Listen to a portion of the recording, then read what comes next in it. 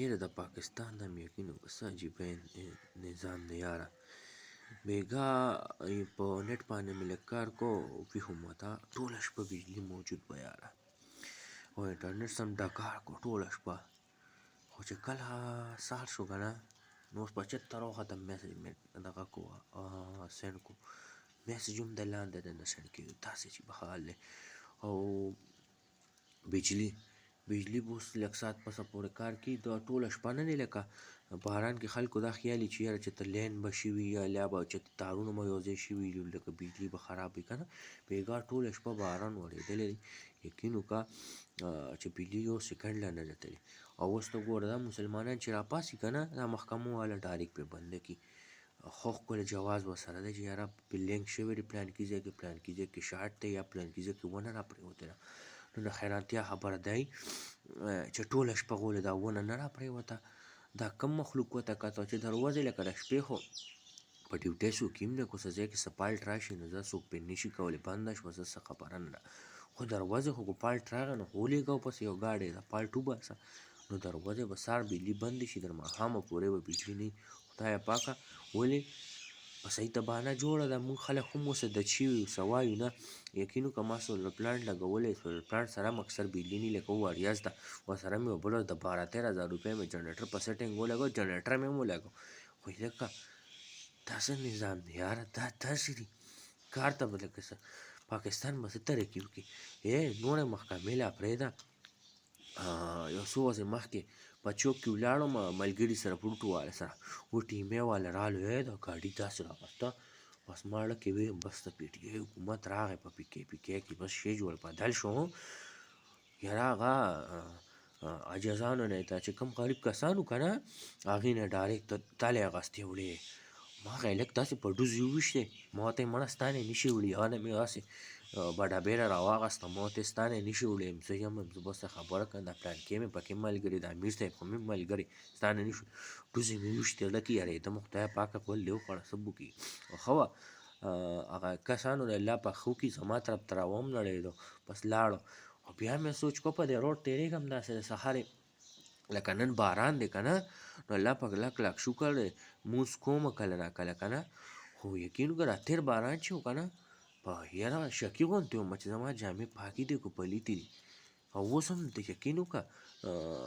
شک مې وي چې لکه زه په پاکې که پلیتې ولې د نوي کلي نه شروع شه او د رستمه پورې ټولې د کورونو اوبه خاص کر د کمرګۍ نه چې وره خوا شي نو نومونه چانالم بیا خفه کېږي یاره تا زموږ نوم اخیستی دغه ټولې اوبه روډ باندې بهیږي دا خلک پیسېږي ګاډو غسخه اوبه په سړي طرفدار کې کېږي جامې کپړې لمدېږي د روډ په څښا اوبو بیمانځې کېږي ټیمې والا تکې ته خیال نه کړي یاره ولې دا د مالدار سړی دی ځکه یې ورته خیال نه کړي. ورته ووایه که نه ظالمه ویله ته خو چې دا کمې اوبه په دې روډ بهی خو یو 10 فوټه کډه والا په دې کور کې دننه وکړه یو منخول جوړ کړه او بس ځي بوته اوبه که نه دا خو د الله پاک ځمکه ده په ښکته خو چې څومره ځینې څه دي بس په غیپي کې به تا سره دومره حل نشته تا په یو فیکټرۍ باندې 3 کروڑ 4 کروڑ 2 کروڑ روپۍ باندې کړي دي. یقین وکړه الله ګواه دی که نه چې د فیکټرۍ والا ته ما ووایي چې پیسې زه تاله در کوم په پلانکي ځای کې ګډه وکړه دکه اوبه به ورته ځي الله ګواه دی په خدای مې قسم وي ما ورته دا خبره وکړه 2-3 پیرۍ مې ورته ووایي هغه دا ساه مو لګوله ما ورته دی کې ګډه وکړه اوبه به ورته ځي زه به یې پیسې درکړم الله ګواه دی درواغ درته نه یم. خو هغه ټکه او ټسه پس نه شو خو دا کار خو د ادارو دی خو زما نه دی زما د کومې یو موټرسایکل دی. عجیبه نظام دی یاره داسې کو د نورو محکمو واخلې لکه افسران چې دغه چې بکرۍ والې ته په تېر سیزن کې زمونږ یو ملګری دی بکري ده هغه یې 50,000 روپۍ جرمانه کوي ته ایسي نه ده لګولې نو ډکې مې وویل هغه ډېر خفه وم ما ورته ولي وي داسې 50,000 روپۍ فاین کړی یم نو ما ورته وویل چې ایسي خو به ته ولګې خو بجلي کوم ځای کې ده. پرون مې کته د پاکستان کې به کمرشل نه د کورونو چې کومه بجلي ده په 53 روپۍ یونټ ده لکه ته په کمرشل ځای کې یونټ ول ایسي تا لګولي نیکو نو د هغې به څومره بل راځي بلکې ته ایسي نه هغه غونډ پلانټ ولګې یا چیلر یې ولګې نو چلی به په ما بجلي کوم ځای نو د افسران دا کم سوچ نه کوي یاره. د پاکستان د ادارې جوړې د دې دپاره دی چې د عوامو نه پټ وباسو چې کومې ادارې دي پوه شوې عوامو تکلیف ورکړو لکه دا مړه بس څه وکړو یاره دا څو به دا پاکستان داسې زما خو قسم نه دی ویډیوګانې نه زړه تور شوی خو لکه بېګار یان وم او بجلي نه تله نېټ داسې کار کو اوس په کار وی